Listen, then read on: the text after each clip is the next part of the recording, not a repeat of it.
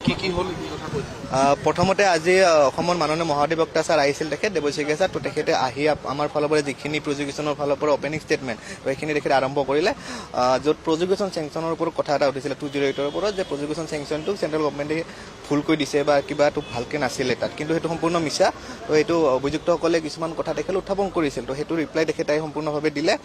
আৰু ফাৰ্ষ্ট তেনেকৈ আৰম্ভ কৰিলে আৰু আমি তাত ক'লোঁ যে সম্পূৰ্ণ মেটেৰিয়েল আছে আৰু সম্পূৰ্ণভাৱে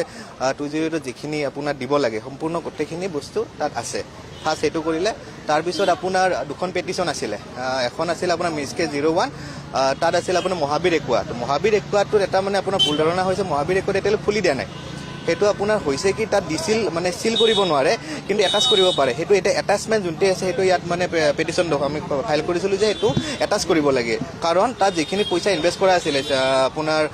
মোটামুটি 1 কৰোৰৰ ওপৰত সিদ্ধাৰ্থ শৰ্মাটো সেই পইচাখিনি তাৰ হিচাপটো নাছিলে তো তেখেত যাৰ লগত ইনভেষ্টমেণ্টটো কৰিছিলে চেতন ধীৰাচাৰ্য বুলি তো সেই তেখেতৰ লগত যিখিনি পইচা আছে তাত সেই তেখেতসকল হিচাপটো দিব পৰা নাই তো গতিকে এই পইচাখিনি আমি ভাবিছোঁ জুবিন গাৰ্গৰ পৰা আত্মসাৎ কৰি এইখিনি পইচা তাত ইনভেষ্ট কৰিছে তো এই গতিকে যিখন পেটিশ্যন আছিলে 01/26 মিছ কেছ তাত এইখিনি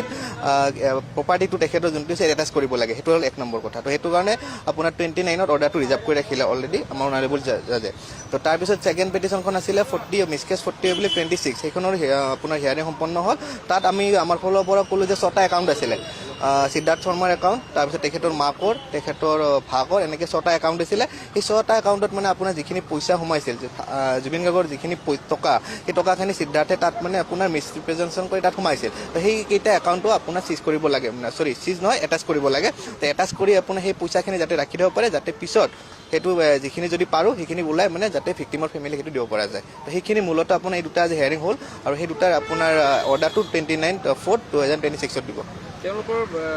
অধিবক্তা দেখিছোঁ যে প্ৰথম দিনৰ পৰা ডিলে কৰি আছে বিভিন্ন ধৰণৰ অযুক্তিকৰ কথা কৈ ডিলে কৰি আছে আজিৰ দিনটোতো সেইটো মানে দেখা পোৱা গৈছে গতিকে তেওঁলোকে এই কাৰণটো কি মানে কি বুলি ভাবে ডিলে যে কৰি আছে বাৰে বাৰে কিছুমান কথা কৈ সেইটো সিহঁতৰ কথা বাৰু সেইটোত মই আপোনাৰ একো কমেণ্ট নকৰোঁ কিন্তু আজি আমাৰ যিখিনি ছাবমিশ্যন আছিল আজি আমাৰ পৰা সম্পূৰ্ণভাৱে দিলোঁ তাত তেখেতসকলে খালি আপোনাৰ যিটো 01 এটাচমেণ্টৰ কথা ক'লোঁ তাত তেখেতসকলে জাষ্ট 15 বা 20 মিনিট তেখেতে আৰ্গু কৰিলে কিন্তু আমিও তাৰপিছত যিখিনি ৰিপ্লাই দিব লাগে দিলোঁ আৰু সেইখিনি আপোনাৰ আজি মোটামুটি নহয় আজি আপোনাৰ গোটেইখিনি শেষ হ'ল শেষ হৈ আপোনাৰ এইটো জাজমেণ্ট মানে অৰ্ডাৰৰ কাৰণে ৰাখিলে 29ত এইটো অৰ্ডাৰ দিব তো এইটো আপোনাৰ হয়তো এতিয়া আপোনাৰ এটাচ কৰিব নে নকৰে সেইটো আপোনালোকে 29ত গম পাব মানে